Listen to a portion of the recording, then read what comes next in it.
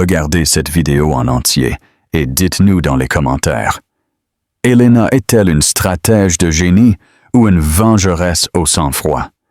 Avez-vous déjà vu un roi perdre sa couronne en un clin d'œil? Pas sur un champ de bataille boueux, mais dans le sanctuaire moquetté et silencieux du salon VIP global d'un aéroport à Madrid.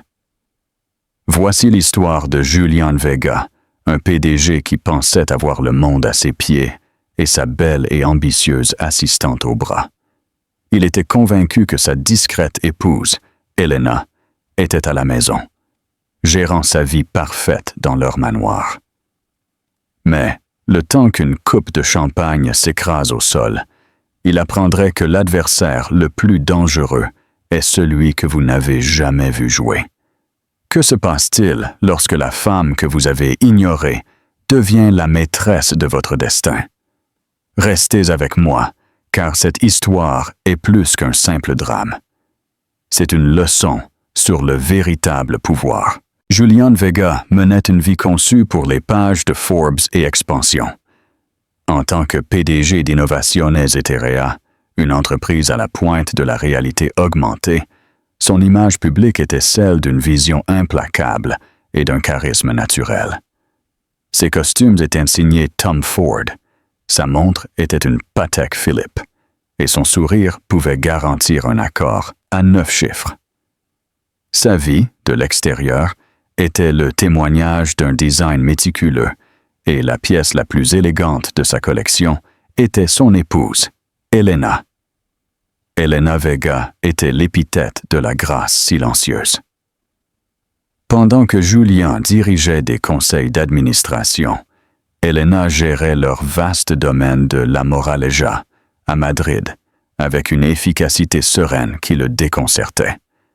Elle était belle d'une manière intemporelle, non pas avec la touche tranchante et moderne des femmes qui orbitaient autour du monde de Julián, mais avec une tranquillité profonde et observatrice. Elle organisait des galas de charité dont on parlait toute la saison. Ses jardins étaient un chef-d'œuvre paysager, et elle pouvait discuter de philosophie du XVIIIe siècle ou de mécanique quantique avec une intelligence égale et modeste. Julián l'aimait pour cela, ou du moins c'est ce qu'il se disait. Elle était la partenaire parfaite, une ancre stable et belle pour sa vie vertigineuse. Il souhaitait seulement qu'elle soit un peu plus impliquée dans son monde. Lorsqu'il rentrait à la maison, vibrant d'un lancement réussi ou d'une acquisition hostile, et tentait d'expliquer les complexités de son dernier brevet logiciel, son regard se voilait. Elle écoutait patiemment, hochait la tête, puis demandait s'il s'était souvenu d'appeler l'arboriculteur pour le vieux chêne. C'était, selon lui, une déconnexion fondamentale. Il construisait l'avenir. Elle s'occupait d'un jardin. Cette déconnexion avait, au cours des 18 derniers mois, créé un espace qui fut comblé avec une rapidité et une efficacité surprenantes par Sofía Soto. Sofía était la directrice du marketing mondial de Julián. Elle était tout ce qu'Elena n'était pas. Tranchante, ambitieuse et parlant couramment le langage de la guerre d'entreprise. Elle avait des cheveux couleur or liquide, une garde-robe de tailleur de pouvoir coupant comme des rasoirs, et un rire qui était juste un peu trop fort dans un restaurant tranquille. Sofía ne comprenait pas seulement le monde de Julián, elle s'y épanouissait.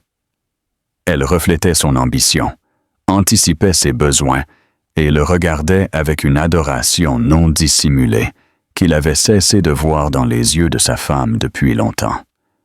Leur liaison commença comme la plupart. Des nuits tardives au bureau, des dîners de célébration qui se prolongeaient au-delà de minuit, une suite d'hôtels partagés lors d'une conférence à Singapour. Ce fut facile. Cela semblait presque logique à Julián.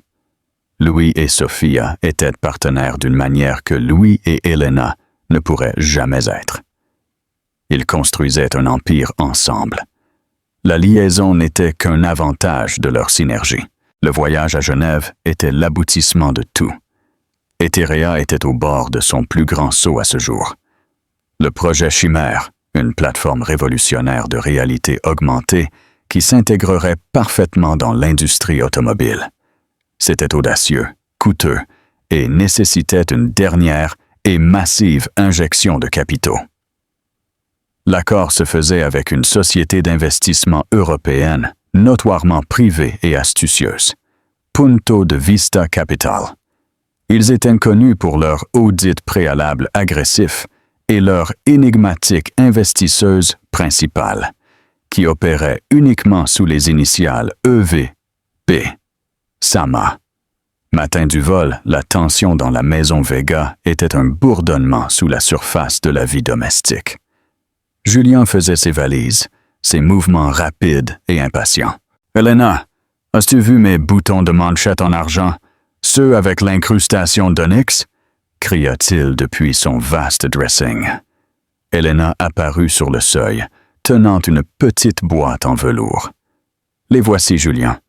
Je les ai faites nettoyer. » Elle les lui remit. Ses doigts effleurèrent les siens.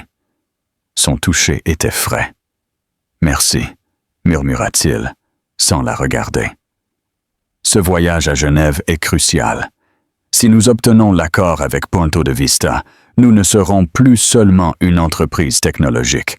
Nous serons un standard mondial. Je suis sûr que tout ira bien, dit-elle d'une voix égale. Elle l'observa faire ses bagages.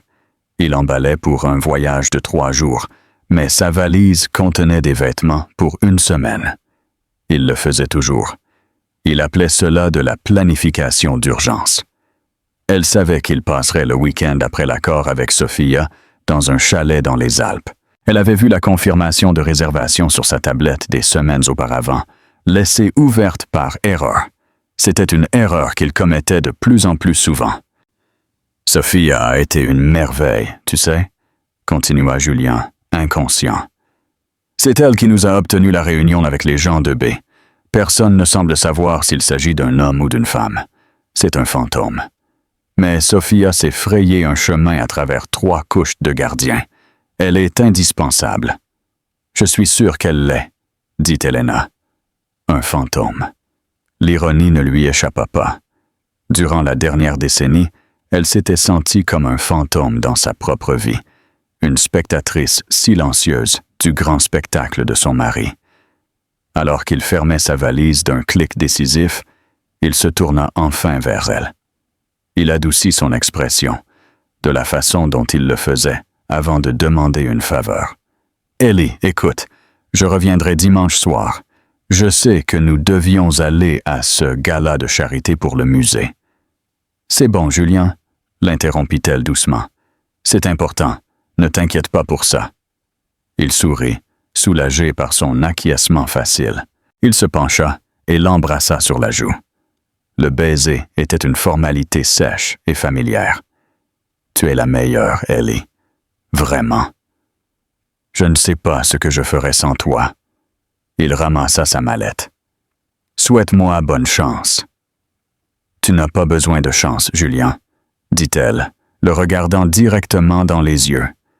« Tu as seulement besoin d'être préparé à tous les résultats possibles. » Il rit, méprenant ses paroles pour un vote de confiance.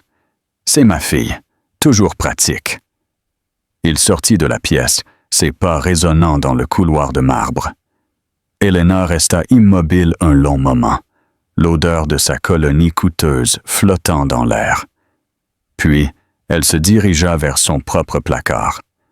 Elle sortit un sac de voyage élégant, gris foncé, et un tailleur Armani parfaitement ajusté. Ses mouvements étaient calmes, délibérés et complètement silencieux.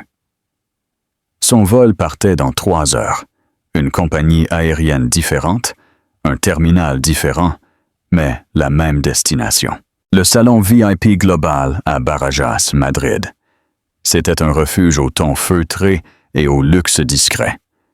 L'air sentait le cuir cher, le café fraîchement moulu et le léger parfum propre d'ozone des purificateurs d'air. Julian Vega et Sofia Soto s'étaient assurés une niche semi-privée avec des fauteuils moelleux donnant sur la piste. Une bouteille de Bollinger transpirait dans un seau à glace en argent entre eux. Julian avait sa cravate desserrée, un rare signe de relaxation. Il débordait d'énergie, électrique à l'idée de la proximité de l'accord et de la femme à ses côtés. Sofia était rayonnante. Elle se pencha vers lui. Sa voix n'était qu'un murmure bas, destiné uniquement à ses oreilles.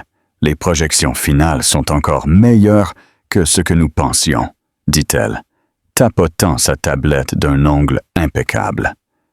Les précommandes que nous avons sécurisées uniquement sur la base des rumeurs ont été astronomiques. Punto de Vista serait fou de se retirer. Ce n'est pas une question de chiffres, Sofia. C'est une question de contrôle, réfléchit Julian, faisant tournoyer le champagne dans sa coupe. EV est un requin. J'ai entendu des histoires. Ils ont dépecé une firme de robotique allemande l'année dernière parce que le directeur des opérations a montré un moment de faiblesse. Nous devons être impeccables. Nous sommes impeccables, susurra-t-elle, plaçant sa main sur sa cuisse, juste assez haut pour être intime, mais assez bas pour être plausiblement niable. Son toucher lui envoya une décharge familière. Toi et moi, Julian, nous sommes l'équipe de rêve. Il sourit et couvrit sa main de la sienne. Bon sang, oui, nous le sommes. Il la regarda. Il la regarda vraiment. Sous l'éclairage doux du salon, elle était l'ambition faite chair. Elle le comprenait. La culpabilité qu'il ressentait parfois pour Elena semblait lointaine, une émotion floue et non pertinente d'une autre vie. C'était sa vraie vie, sa vraie partenaire. Ils passèrent l'heure suivante dans leur bulle de confiance partagée, leur conversation. Un mélange parfait de stratégie commerciale et d'affection murmurée. Sofia riait de ses blagues, la tête en arrière, ses cheveux blonds captant la lumière. Julian remplit sa coupe, son bras effleurant le sien, son monde se rétrécissant à l'espace entre leurs deux chaises. Ils étaient si absorbés l'un par l'autre qu'ils ne remarquèrent pas la femme qui était entrée dans le salon. Elena Vega se déplaçait avec un but qui était complètement opposé à son comportement habituel placide. Elle avait remis son manteau, son pas était ferme, et ses yeux, clairs et concentrés, scannèrent le salon. Elle les repéra presque immédiatement. Une douleur aiguë et froide lui traversa la poitrine. Mais c'était une vieille blessure dont la douleur s'était depuis longtemps atténuée pour devenir un catalyseur d'action. Elle vit la main de Sofia sur la jambe de son mari. Elle vit la façon dont il la regardait, l'intimité facile qui criait d'innombrables heures comme celle-ci. Un moment, elle se permit de ressentir la piqûre. C'était son mari, l'homme avec qui elle avait construit une vie, soutenue et aimée. Mais l'image devant elle était une trahison si décontractée, si publique, que ce fut comme une gifle au visage. Elle prit une inspiration lente et régulière, rejeta ses épaules en arrière et commença à marcher vers eux. Ses talons ne faisaient aucun bruit sur la moquette épaisse et moelleuse. Ce fut Sofia qui la vit en premier. Son sourire vacilla, un soupçon de confusion dans ses yeux. « Julian !» dit-elle, la voix soudainement tendue. « Ce n'est pas... » Julian se tourna, suivant son regard. Son visage passa par une série rapide d'émotions. Confusion, puis incrédulité, puis un éclair de panique pure et inaltérée, qu'il masqua rapidement par de l'irritation. « Elena! Que diable fais-tu ici? » Il se leva, bloquant Sofia de sa vue, un geste maladroit et instinctif de protection. « Est-ce que tout va bien? S'est-il passé quelque chose à la maison? » Elena s'arrêta à quelques mètres de leur table. Elle regarda par-dessus l'épaule de Julien vers Sophia. Celle-ci regardait maintenant avec des yeux écarquillés et nerveux. L'expression d'Helena était parfaitement, étrangement neutre. « Tout à la maison va bien, Julien », dit sa voix tranquille et claire, coupant l'ambiance silencieuse du salon. « Ah. Alors, qu'est-ce que c'est que ça? Tu me suis? » L'accusation fut tranchante, sa tentative de reprendre le contrôle d'une situation qui lui échappait rapidement. « Ne sois pas ridicule !» répondit Helena, son ton froid. Puis elle s'adressa directement à Sophia, un mouvement qui les fit tous deux tressaillir. « Vous devez être Sophia Soto. Julien a mentionné votre travail indispensable pour l'entreprise. » Sophia, retrouvant son calme, afficha un sourire professionnel et fragile. Elle se leva de sa chaise, tendant une main qu'elle savait ne pas être prise. « C'est bien moi. C'est un plaisir de vous rencontrer enfin, Madame Vega.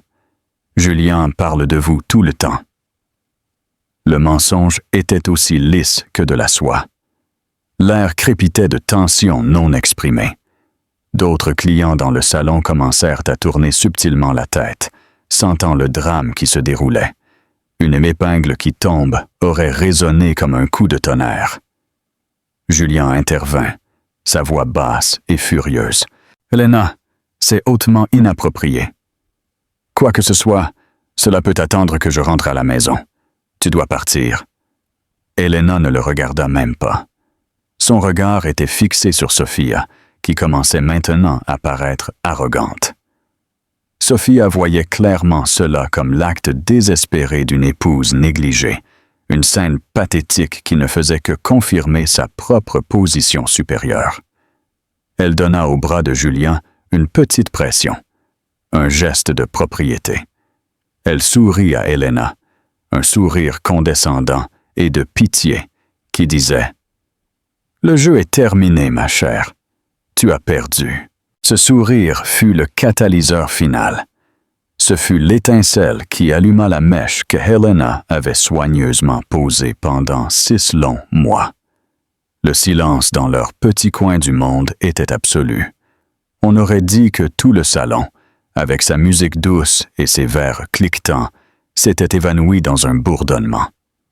Tout ce qui existait était le triangle de 3 personnes chargées de trahison, d'arrogance et d'une tempête de rétribution qui se préparait.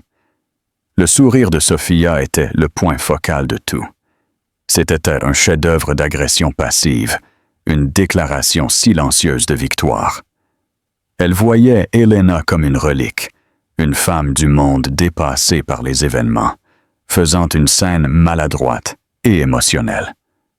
Dans l'esprit de Sophia, la confrontation était déjà gagnée. Elle avait le pouvoir, la carrière et l'homme. Julien, pris entre sa fureur et sa panique, décida de prendre les commandes. « Helena, je ne vais pas me répéter. C'est une réunion d'affaires privées. Tu fais une scène, rentre à la maison. » Sa voix était un grognement bas, destiné à intimider, à lui rappeler leur dynamique établie. Il ordonnait. Elle obéissait. Mais Helena ne scia pas. Elle rompit enfin son regard avec Sophia et regarda son mari. Le regard dans ses yeux n'était pas celui d'une épouse délaissée. Elle n'était ni en colère, ni éplorée, ni hystérique. C'était le regard calme et évaluateur d'un prédateur qui sait que le piège a été activé. « Une réunion d'affaires privées », répéta Helena, sa voix résonnant d'une autorité inconnue. « Oui, je suppose que c'en est une. Dans ce cas, tu devrais probablement me présenter correctement à ta collègue. » Julien était déconcerté. « De quoi parles-tu? Elle sait qui tu es. » « Je ne pense pas qu'elle le sache, » dit Helena à voix basse. Elle fit un pas de plus, entrant dans leur espace personnel. Elle se tenait maintenant juste devant la table, la bouteille de Bollinger à moitié vide la séparant du couple qui, quelques instants auparavant, célébrait son avenir. Sophia lâcha un petit rire condescendant. Je pense avoir une idée assez précise de qui vous êtes, Madame Vega. Ah bon?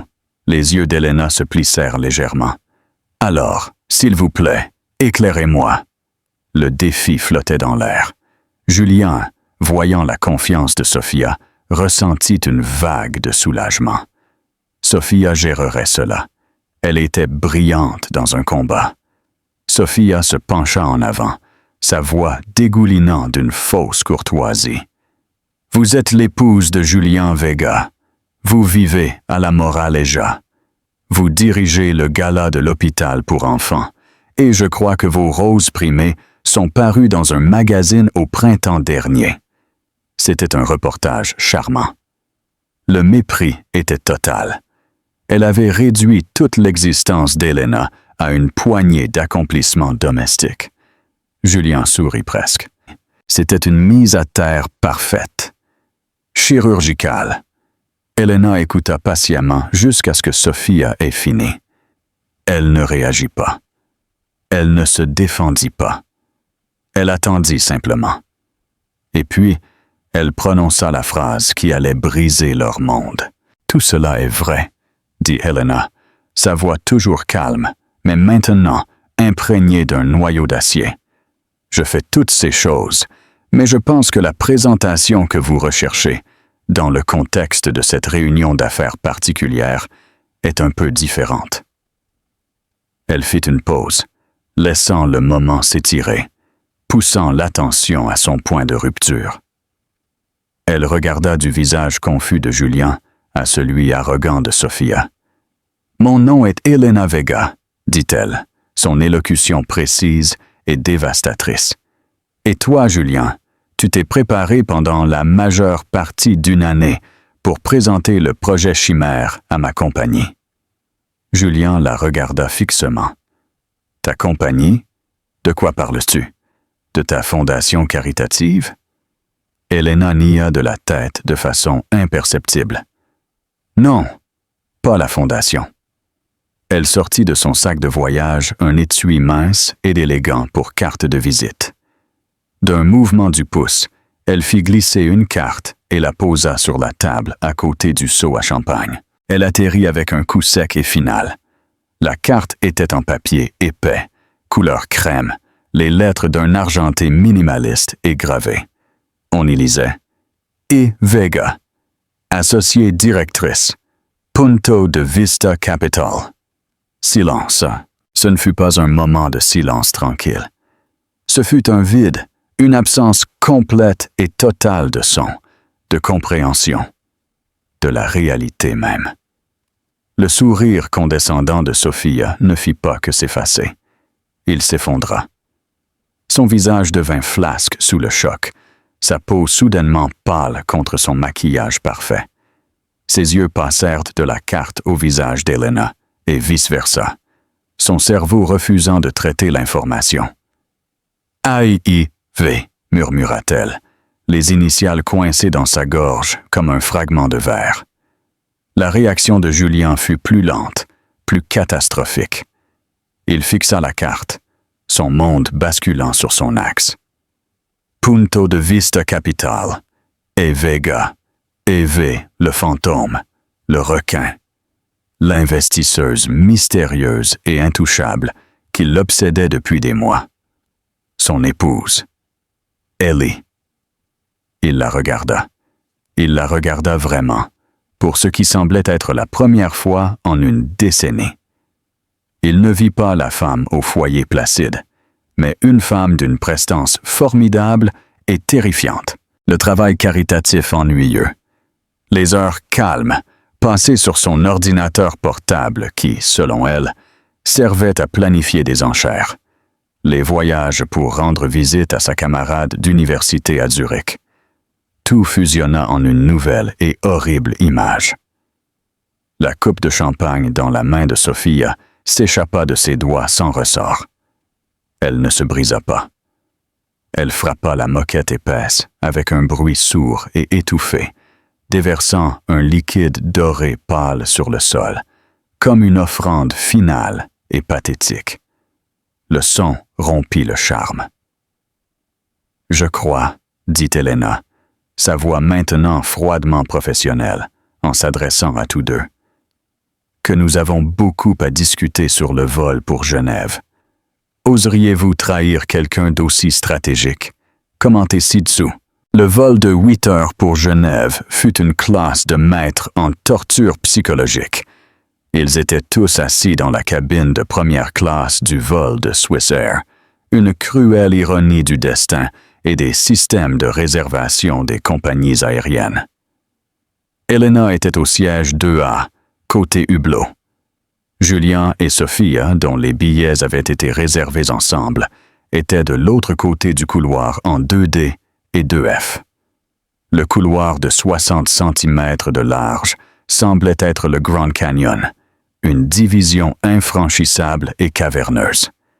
Les agents de bord, formés pour satisfaire les caprices des ultra-riches, sentirent immédiatement la tension glaciale.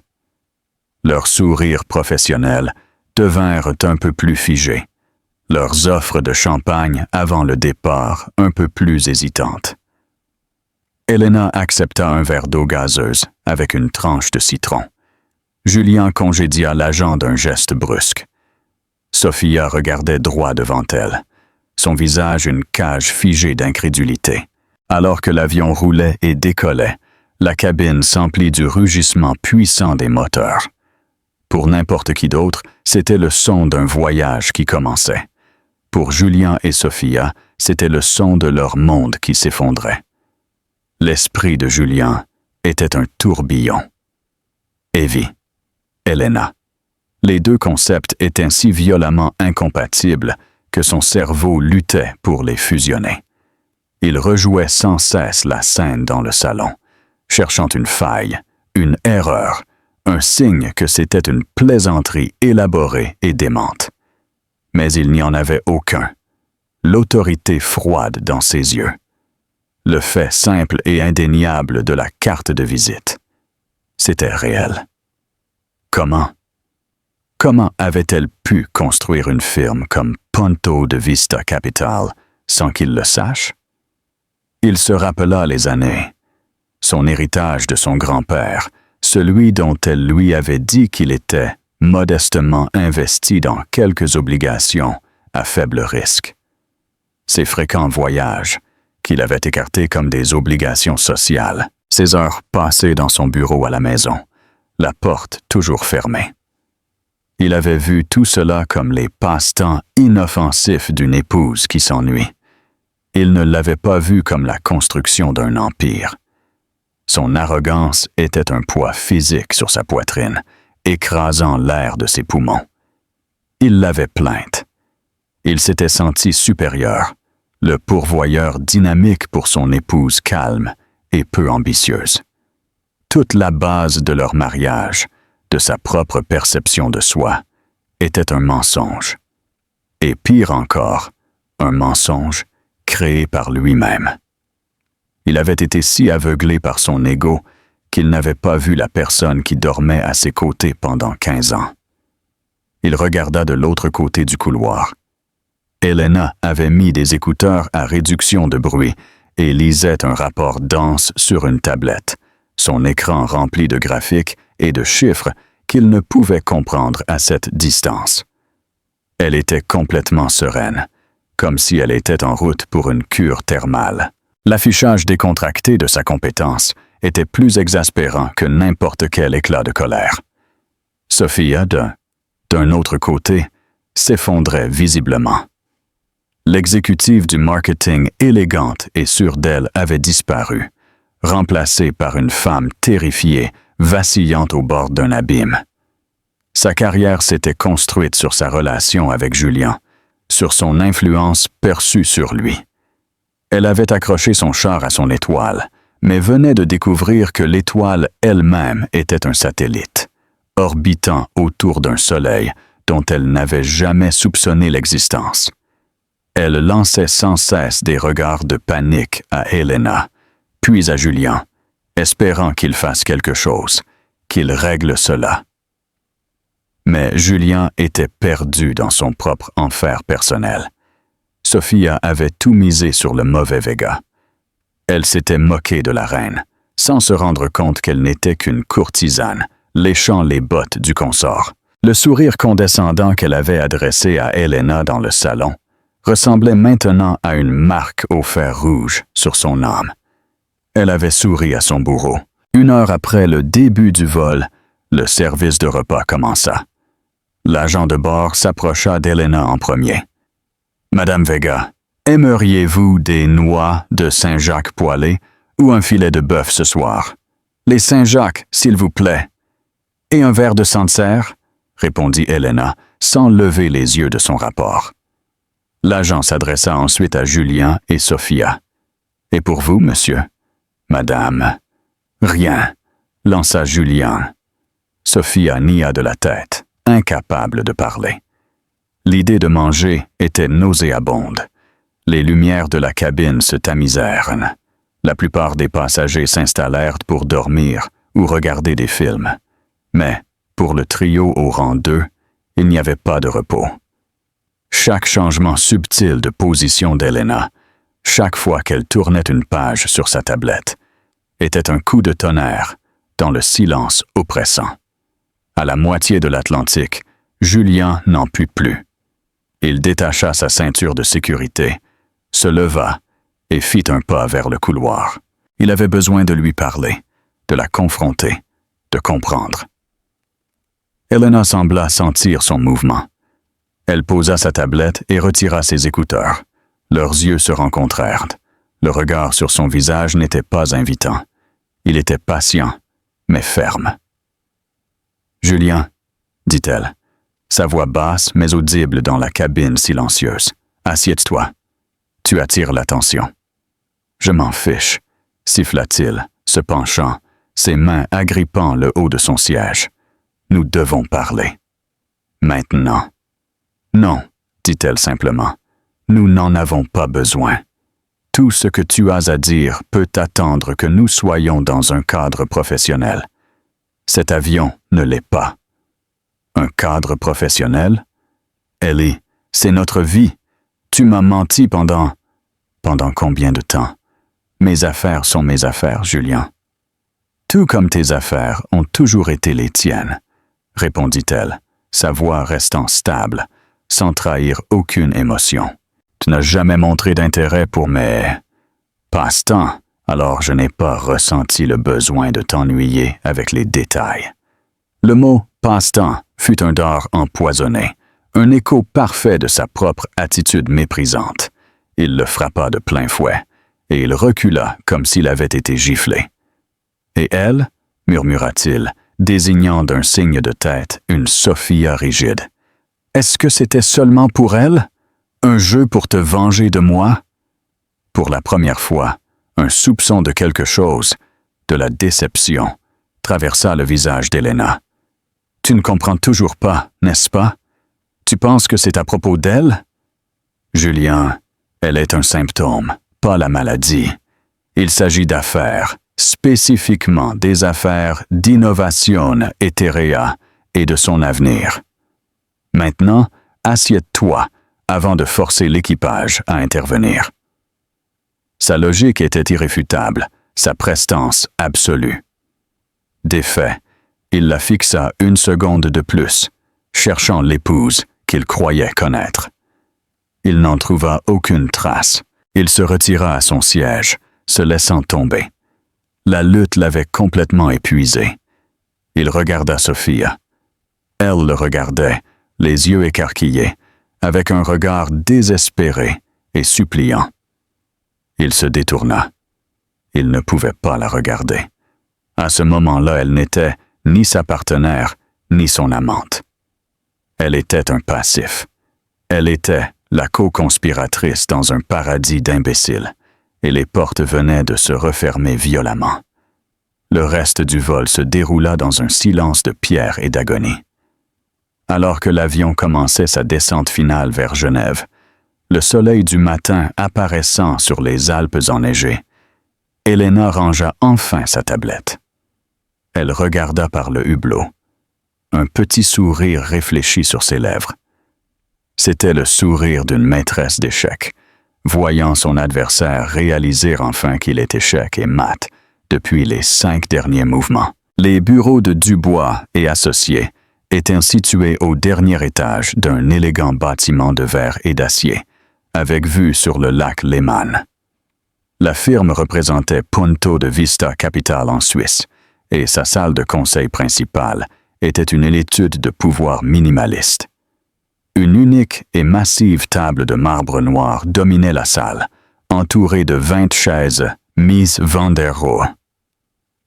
Un mur était une fenêtre du sol au plafond, offrant une vue impressionnante sur le jet d'eau. L'air était frais, stérile et sentait l'argent. Elena fut la première arrivée. Elle n'était pas assise, mais debout près de la fenêtre, conversant dans un français fluide et facile avec M. Dubois, un homme d'aspect sévère d'une 60aine d'années, avec des cheveux argentés et une montre qui coûtait probablement plus cher que la voiture de Julien. Lorsque Julien et Sophia entrèrent, la conversation s'arrêta. Elena se tourna, son expression étant maintenant entièrement celle de I. Vega, associée directrice. Julien, mademoiselle Soto, je suis ravi que vous ayez pu venir. S'il vous plaît, asseyez-vous. Il fit un geste vers les chaises du côté opposé de la longue table. C'était une disposition délibérée des sièges, transformant la table en champ de bataille. Punto de Vista d'un côté et de l'autre. Julien et Sophia s'assirent. L'équipe juridique d'Eterea, qui avait pris l'avion la veille et était clairement déconcertée par le changement soudain de dynamique, entra et prit place à côté d'eux. Ils échangèrent des regards nerveux et interrogateurs avec Julien, qui ne répondit rien. Monsieur Dubois s'éclaircit la gorge. « Bonjour, nous sommes ici pour discuter de la levée de fonds de série C pour le projet Chimère d'Innovations Eterea. Représentant Punto de Vista Capital se trouve l'associée directrice E. Vega. » Il fit un signe de tête vers Elena. Représentant Innovations Eterea se trouve le PDG Julien Vega. La formalité de tout cela était surréaliste. Julien sentit un rire hystérique bouillonner dans sa gorge et le réprima rapidement. Elena s'assit en tête de son côté de la table. Elle ouvrit un mince porte-document en cuir. « Merci de nous rejoindre. Mon équipe et moi avons examiné le pitch deck et les états financiers que vous avez envoyés la semaine dernière. Bien que les chiffres principaux soient impressionnants, nous avons des préoccupations significatives concernant la stratégie de commercialisation et les coûts projetés d'acquisition d'utilisateurs. » Sa voix était nette, professionnelle et complètement dépourvue de toute histoire personnelle. Elle était UV, le requin. Juliane, tentant de reprendre un peu de contrôle, se pencha en avant. « Elena, je veux dire, Madame Vega, la stratégie a été conçue par le meilleur esprit marketing de l'industrie, coupa-t-elle, désignant Sophia. Mademoiselle Soto peut vous guider à travers les détails. Nos projections sont agressives, mais réalisables. » Le regard d'Elena se déplaça vers Sophia, pour la première fois depuis qu'ils étaient entrés dans la salle. Ce n'était pas un regard de colère, mais d'évaluation froide et clinique. Mademoiselle Soto, votre stratégie repose sur la conclusion de partenariats exclusifs avec 3 grandes marques automobiles de luxe, un fabricant allemand, un Italien et un Britannique, correct? Sophia, retrouvant sa voix, hocha la tête. « Oui, nous sommes en discussion avancée avec les 3. La synergie de marque est indéniable, et votre coût projeté pour ces partenariats, incluant les co-ops marketing et les frais d'intégration, est budgétisé à 50 millions de dollars, continua Elena, ses yeux fixés sur Sophia. C'est notre estimation initiale. Oui, dit Sophia, retrouvant un soupçon de son ancienne confiance. C'était son domaine. Elle connaissait ses chiffres par cœur. Elena fit glisser une seule feuille de papier sur la table de marbre. « Alors, peut-être pouvez-vous expliquer ceci. » Sophia la ramassa. Ses mains tremblaient légèrement. C'était un mémorandum interne du constructeur automobile allemand, daté de 2 jours auparavant. C'était un résumé de leur réunion finale avec Etherea. En bas, un paragraphe était surligné. Il décrivait leur offre finale pour le partenariat, une offre qui incluait une demande de participation dans le projet Chimère lui-même, en plus de frais d'intégration de 75 millions de dollars. Le sang de Sophia se glaça. Elle avait enterré ce mémorandum délibérément.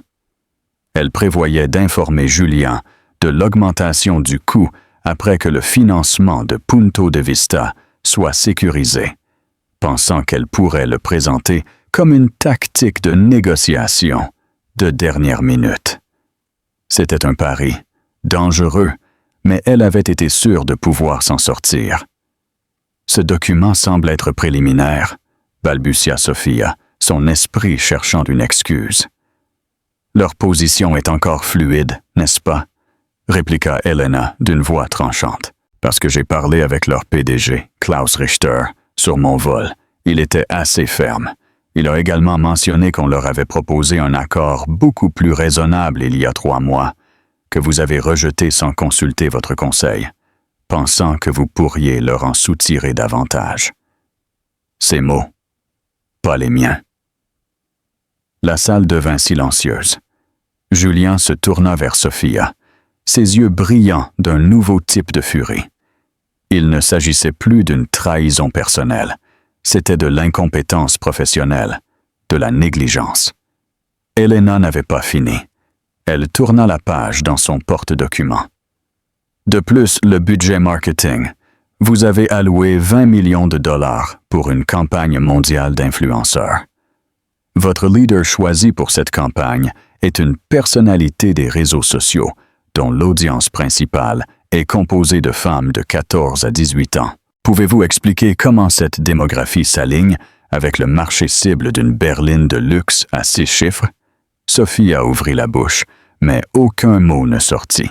Elle avait choisi cette influenceuse parce qu'elle était représentée par une agence dirigée par une amie proche. Un accord qui aurait rapporté à Sophia une commission significative et complètement secrète. C'était un détail qu'elle était sûre que personne ne pourrait découvrir. Les chiffres dans cette présentation ne sont pas seulement agressifs, mademoiselle Soto, affirma Elena, la voix glaciale. C'est un fantasme. Certains reposent sur des suppositions erronées, et d'autres, elle fit une pause, laissant le poids de ses mots s'installer, reposent sur ce qui semble être une fausse déclaration délibérée de négociation clé. Elle ferma son porte-document d'un clic calme et final. Le son résonna dans la salle silencieuse. Puis, elle regarda directement son mari. Le masque de ébé glissa pendant juste une seconde, et il vit un éclair de la femme qu'il avait épousée. Une femme qui l'avait profondément déçu. La technologie derrière le projet Chimère est brillante, Julien. Vraiment. L'ingénierie est visionnaire, dit-elle, sa voix s'adoucissant presque imperceptiblement. Mais le leadership qui doit la mener sur le marché est incompétent ou corrompu, et Punto de Vista Capital n'investit pas dans un leadership défaillant. Julien restait assis là, dépouillé devant ses avocats et sa maîtresse. Il était entré dans la salle pour présenter son chef-d'œuvre.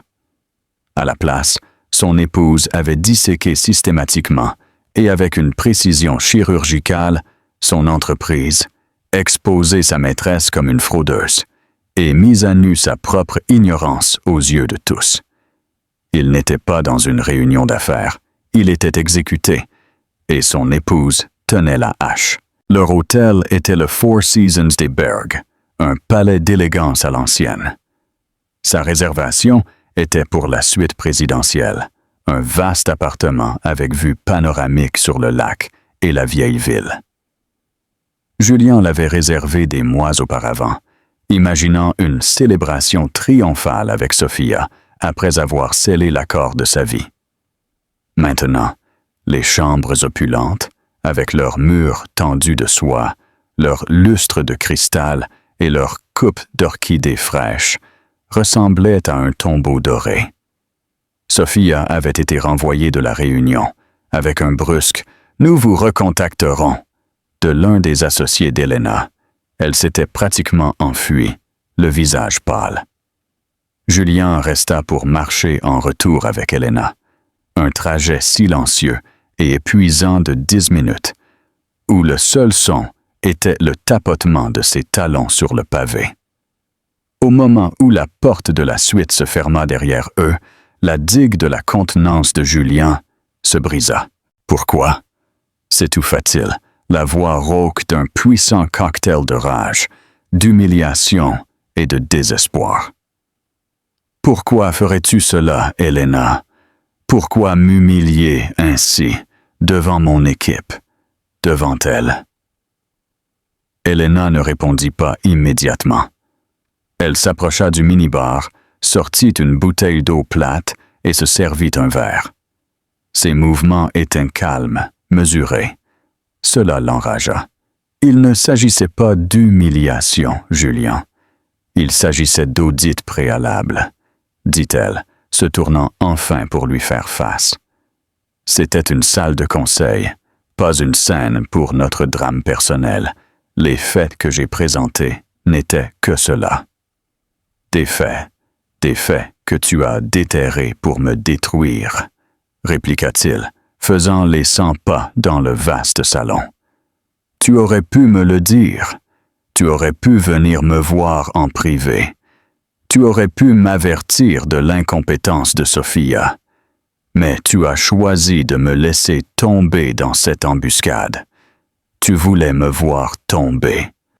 T'avertir? Elle lâcha un rire court et sans joie. Quand exactement aurais-je dû faire cela, Julien?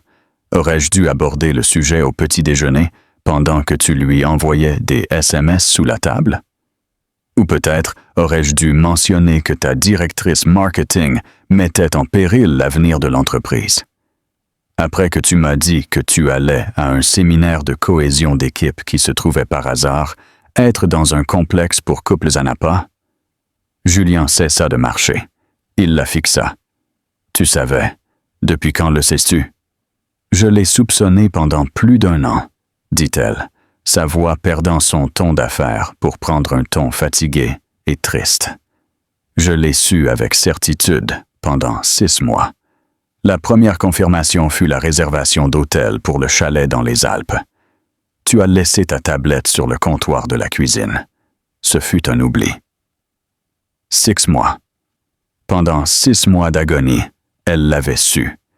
Elle l'avait vu lui mentir en face tous les jours. Elle lui avait souri. Elle lui avait passé le sel. Elle l'avait questionné sur sa journée, tout en portant le poids écrasant de sa trahison. La force, la pure volonté qu'il avait dû lui falloir, était stupéfiante. Il s'affaissa sur un canapé de velours, la tête entre les mains. « Ellie, je suis désolé, » murmura-t-il. C'était une erreur. Elle n'a rien signifié. C'était juste un trip d'ego, un cliché stupide. Cela n'avait rien à voir avec toi. Avec nous? Il leva les yeux, espérant voir une fissure dans sa résolution, un éclair de l'épouse indulgente qu'il avait toujours tenue pour acquise. Il ne vit rien d'autre qu'une profonde et d'inébranlable déception. Cela avait tout à voir avec nous, dit-elle doucement, marchant vers lui. Elle ne s'assit pas à ses côtés, mais se percha sur le bord d'un fauteuil opposé. Cela m'a prouvé que tu ne me vois pas. Tu ne m'as pas vu vraiment depuis des années. Tu voyais une partie confortable et prévisible de l'architecture de ta vie, un élément décoratif. Et parce que tu ne me voyais pas, tu as supposé que je ne pouvais pas te voir. Elle se pencha en avant. Alors j'ai commencé à regarder vraiment. Non seulement toi, mais ton entreprise. J'ai fondé Punto de Vista avec le capital de départ de mon grand-père il y a 8 ans. Julian. Il ne m'a pas laissé un héritage modeste, il m'a laissé un défi. Il m'a dit que j'avais un esprit pour l'investissement meilleur que quiconque il ait connu, et que ce serait un péché de le laisser s'atrophier dans un jardin. 8 ans. Toute une vie secrète vécue en parallèle de la sienne. J'ai commencé petit, continua-t-elle. Des start-up technologiques, de la biotechnologie, de l'énergie durable, des choses que tu trouvais ennuyeuses. Je l'ai construit, pièce par pièce, en silence. Je ne l'ai jamais caché. Vraiment? Non. Les déclarations d'impôts étaient déposées conjointement. Les relevés arrivaient à la maison. Tu n'as simplement jamais pris la peine de regarder. Tu étais trop occupé à construire ton propre empire pour remarquer que j'en avais un à moi. La vérité de ses paroles fut un coup physique. Il avait signé ses déclarations d'impôts sans un second regard, les remettant à son comptable. Il avait jeté son courrier, supposant qu'il s'agissait de sollicitations caritatives. Ce ne fut pas un mensonge par omission de sa part. Ce fut un défaut d'attention de sa part. Quand j'ai appris pour Sophia, continua Elena, mon premier instinct fut de faire ce que n'importe quelle épouse ferait. Te confronter, crier, pleurer. Mais ensuite j'ai pensé, que ferait Yves? Ève ne ferait pas une scène émotionnelle. Elle collecterait des données. Elle évaluerait les dommages. Alors j'ai lancé une enquête silencieuse. Pas sur l'aventure, mais sur Etherea, sur ses vulnérabilités. Et la plus grande vulnérabilité que j'ai trouvée était Sophia Soto. Tu étais si aveuglé par ton aventure que tu lui as donné une autorité sans contrôle. Elle concluait de mauvais accords, falsifiait les chiffres, se remplissait les poches. Ce n'était pas seulement ta maîtresse, Julian. Elle est un cancer dans ton entreprise. Elle allait être la raison pour laquelle le projet de chimère échouerait, avec ou sans mon argent. Enfin, il comprit. Ce n'était pas de la vengeance, c'était une mission de sauvetage. Une mission de sauvetage brutale, douloureuse et dévastatrice, publique pour l'entreprise qu'il avait construite, exécutée par la femme qu'il avait trahie. Elle n'essayait pas de détruire sa création. Elle essayait de la sauver de lui. Et maintenant, demanda-t-il, sa voix n'étant plus qu'un murmure. L'accord est mort. Punto de Vista est hors jeu. Tu as déjà prouvé ton point. Elena se leva et marcha vers la vaste baie vitrée, regardant les lumières de la ville qui scintillaient à la surface du lac. « Qui a dit que l'accord est mort ?» demanda-t-elle, lui tournant le dos. « L'accord n'est pas mort, mais les termes ont changé. » La réunion finale était programmée pour 9 heures le lendemain matin. De retour dans la salle de conseil stérile de Dubois et associés. Cette fois, c'était un groupe beaucoup plus restreint, juste Julian, Elena et leurs conseillers principaux respectifs. Sophia Soto n'était nulle part. Un seul email envoyé par l'avocat d'Elena au conseil d'Etherea la nuit précédente, détaillant la faute professionnelle de Sophia avec des preuves irréfutables, avait assuré sa suspension immédiate en attendant son licenciement. Sa vie en entreprise était terminée. Julian n'avait pas dormi. Il avait passé la nuit à rejouer tout son mariage dans son esprit, le voyant à travers la nouvelle et terrifiante lentille de la véritable identité de son épouse. Chaque conversation oubliée, chaque opinion écartée, chaque sourire condescendant qu'il lui avait adressé un jour, revenait le hanter. Il avait été marié à une titane de l'industrie et l'avait traitée comme une ménagère. Il entra dans la salle de conseil tel un homme changé. L'arrogance avait disparu, remplacée par un épuisement vide. Il n'était plus le PDG visionnaire charismatique, il était un accusé à son propre procès. Elena était déjà là, l'air aussi sereine que toujours. Elle portait une robe gris anthracite, à la fois élégante et sévère. Elle hocha la tête en le voyant s'asseoir, un geste de courtoisie professionnelle qui sembla plus distant que n'importe quelle insulte. « Bonjour, Julien », commença-t-elle, faisant fi des formalités. « Je suppose que tu as eu le temps de réfléchir. »« Je n'ai fait que penser, » dit-il, la voix rauque. « Bien, » répondit-elle. « Alors, soyons clairs sur la situation. Le projet Chimère est, comme je l'ai dit, une brillante pièce d'ingénierie. Il mérite de réussir. Cependant, Innovations Eterea, dans son état actuel, manque de leadership discipliné pour garantir ce succès. Le marché n'a pas confiance en toi en ce moment. Ton conseil n'a pas confiance en toi. Et après hier, je ne peux pas imaginer que tu aies beaucoup de confiance en toi-même. Chaque mot était vrai, et chaque mot était un coup parfaitement porté.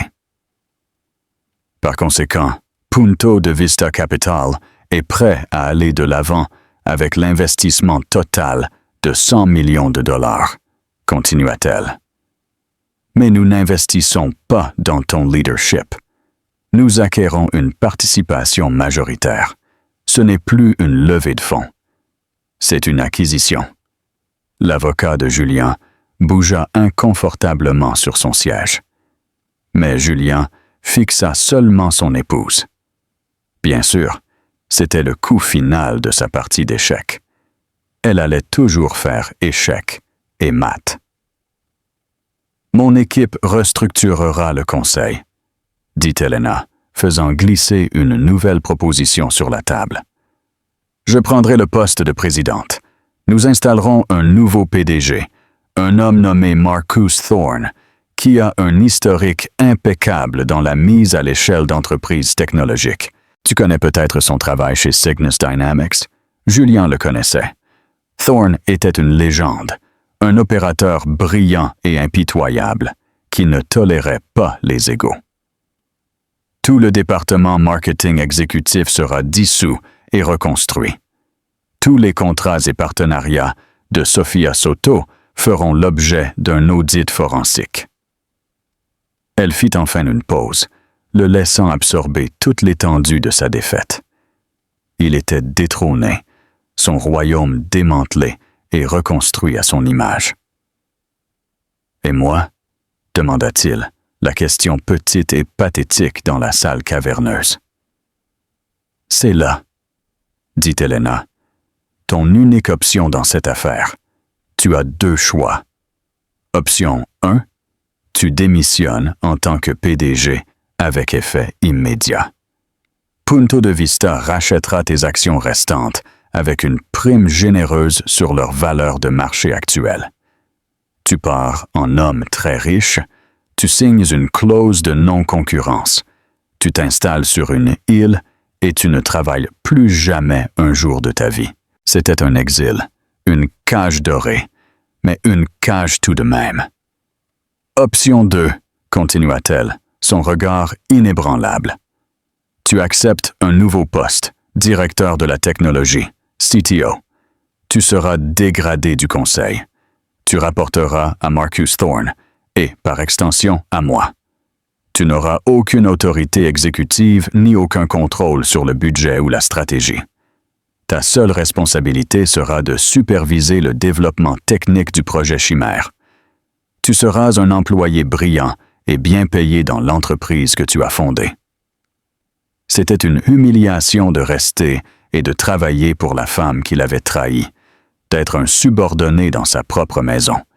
Mais c'était aussi une chance de rester avec sa création. La seule chose, en dehors de son épouse, qu'il ait jamais construite vraiment. Il la regarda, cette femme incroyable et formidable qu'il avait si profondément sous-estimée. Il vit la logique froide de l'investisseuse, mais sous celle-ci, il vit autre chose, un soupçon de ce qui pourrait être de la merci. Elle ne faisait pas que l'exiler. Elle lui donnait un chemin, aussi douloureux soit-il, pour rester avec son travail. Le choix était simple. C'était un choix entre son orgueil et son but. Pour la première fois de sa vie, il réalisa qu'ils n'étaient pas la même chose. Son orgueil l'avait mené à Sophia, à l'arrogance, à cette même salle de conseil. Son but était la technologie, le rêve du projet Chimère. Il prit une profonde inspiration. « Je resterai », dit-il, les mots ayant un goût de cendre dans sa bouche. « J'accepterai le poste de CTO. » « D'accord. » L'expression d'Helena ne changea pas, mais une subtile tension dans ses épaules sembla se libérer. Elle fit un seul signe de tête brusque. « Très bien, nos avocats rédigeront le nouveau contrat de travail. » Elle se leva. La réunion était terminée. Son travail était fait. Alors qu'elle ramassait ses papiers, Julien parla une dernière fois. Sa voix était basse.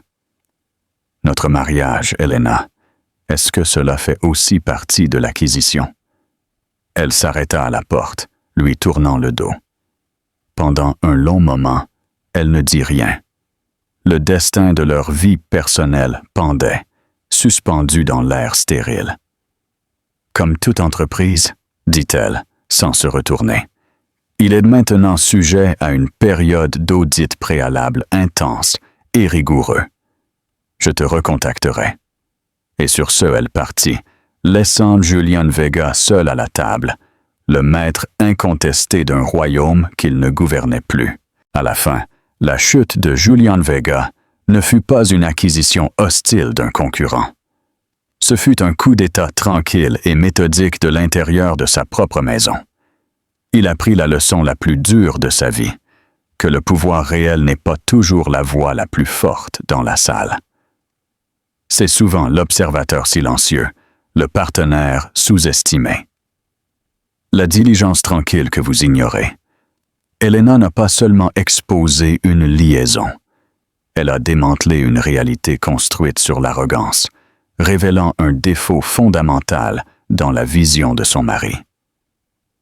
Il pouvait voir l'avenir de la technologie, mais il était aveugle face à la titane de l'industrie assise en face de lui à la table du petit déjeuner à Madrid. Cette histoire est un puissant rappel que les personnes que nous tenons pour acquises détiennent souvent les cartes dont nous ne savions même pas qu'elles étaient en jeu. Le long jeu d'Helena était-il un chef-d'œuvre de stratégie ou une vengeance froide et calculée? Et qu'en est-il du choix de Julien de rester? Était-ce une tentative sincère d'expiation ou simplement un homme s'accrochant aux derniers vestiges de son empire brisé? Nous voulons entendre votre avis. Que feriez-vous si vous étiez à la place de Julien ou d'Helena? Laissez votre réponse et aimez si ce rebondissement vous a impacté. Suivez-nous pour plus d'histoires de pouvoir et de trahison.